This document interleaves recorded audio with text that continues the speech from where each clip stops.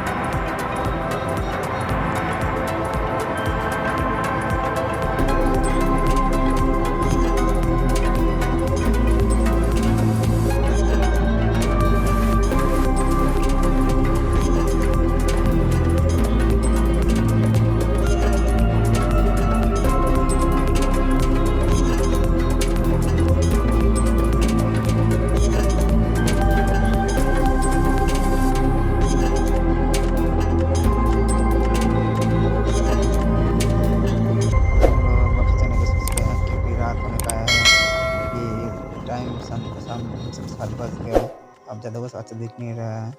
तो फिर मिलते हैं आप लोगों को दूसरे वीडियो में। जय हिंद, जय Bharat. Thank you for watching this video.